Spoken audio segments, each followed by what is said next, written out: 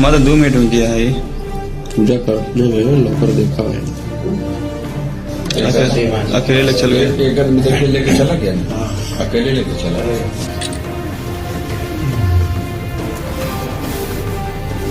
थावे मंदिर के गर्भगृह से लगभग 500 ग्राम सोने का मुकुट चोरी हुआ, जिसकी कीमत लगभग 1 लाख बताई गई। सीसीटीवी फुटेज में 2 चोर दिखाई दिए जो गैस कटर और कट्टर मशीन के साथ परिसर में घुसे।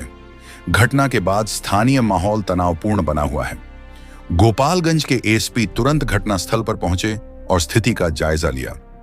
जनचर्चा के अनुसार इतनी बड़ी चोरी बिना स्थानीय मिलीभगत के संभव नहीं मानी जा रही। मंदिर की मान्यता के संदर्भ में चर्चा हुई कि यहां चोरी करने वाला अंधा हो जाता है, परंतु इस घटना ने सुरक्षा व्यवस्था की कमियों को उजागर किया। गर्भगृह तक पहुंच संभव होना और औजारों के साथ प्रवेश सुरक्षा प्रोटोकॉल की विफलता को दर्शाता है। घटना के बाद फुटेज उपलब्ध होने के बावजूद रियल टाइम अलर्ट या रोकथाम तंत्र सक्रिय नहीं दिखा। सीसीटीवी फुटेज के आधार पर आरोपियों की पहचान और गिरफ्तारी हेतु पुलिस टीमों का गठन किया गया है। स्थानीय मिलीभगत की आशंका को ध्यान में रखते हुए आसपास के नेटवर्क और अंदरूनी जानकारी की जांच प्राथमिकता पर रखी गई है। उच्च मूल्य धरोहरों की सुरक्षा के लिए एक्सेस कंट्रोल, नाइट पेट्रोलिंग और उपकरण डिटेक्शन जैसे उपाय अपर्याप्त रहे। फुटेज की गुणवत्ता और कैमरा कवरेज की प्रभावशीलता की समीक्षा आवश्यक है। जांच को तेज गति से आगे बढ़ाना, खासकर औजारों की आपूर्ति श्रृंखला और संदिग्ध गतिविधियों के ट्रेस पर मंदिर परिसर की सुरक्षा रूपरेखा का त्वरित ऑडिट और अंतरिम सुदृढ़ीकरण भी करने की आवश्यकता दिख रही है। स्थानीय समुदाय के साथ समन्वय बढ़ाकर विश्वसनीय इनपुट और अफवाह नियंत्रण सुनिश्चित करना बहुत जरूरी हो गया है। अंदरूनी मिलीभगत होने पर सबूतों के साथ छेड़छाड़ या गवाहों पर दबाव की संभावना देखी जा रही है। दोहराव घटना का खतरा तब तक दिख रहा है जब तक सुरक्षा अंतर्बंद नहीं किए जाते।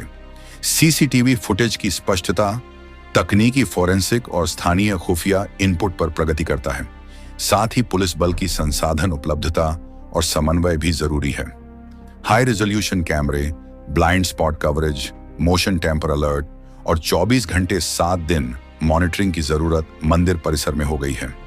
गर्भगृह के लिए multi factor physical security, electronic locks, seal, logging, रात में संयुक्त गश्त, प्रवेश निकास रजिस्टर का कड़ाई से पालन और औजार डिटेक्शन, मेटल स्कैनिंग, घटनाओं के लिए त्वरित प्रतिक्रिया, एसओपी और ड्रिल्स किए जाने की सलाह है।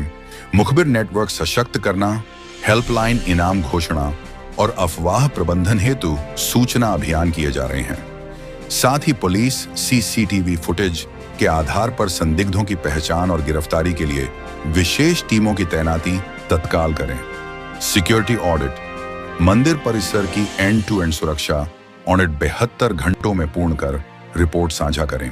टेम्पल ट्रस्ट, गर्भगृह एक्सेस कंट्रोल और रात्रिकालीन सुरक्षा के अंतरिम उपाय 48 घंटों में लागू करें। फुटेज और स्थल से प्राप्त साक्ष्यों का फोरेंसिक विश्लेषण कर प्रारंभिक निष्कर्ष 72 घंटों में दें। स्थानीय समुदाय के साथ समन्वय बैठक आयोजित कर विश्वसनीय सूचना संग्रह तंत्र सक्रिय करें। अफवाह नियंत्रण और तथ्य आधारित सार्वजनिक अपडेट के लिए संचार योजना जारी करें।